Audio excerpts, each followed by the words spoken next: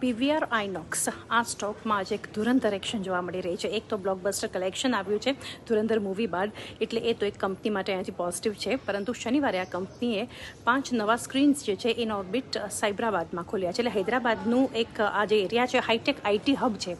આ એરિયા જેને સાયબરાબાદ કહેવામાં આવે છે, ત્યાં ઇન ઓર્બિટ મોલ છે, ત્યાં 5 નવા સ્ક્રીન્સ કંપનીએ ખોલ્યા છે. અને હૈદરાબાદનું પહેલું 11 સ્ક્રીન સુપરપ્લેક્સ બનશે આના એડિશન બાદ, જેમાં લગ્સ પીએક્સએલ પણ પહેલું એવું અહીંયાથી એક હશે જે અવેલેબલ હશે સ્ક્રીન પર, અને 4DX સ્ક્રીન્સ હશે અને કુલ 1368 સીટ્સ જે છે એ બનશે.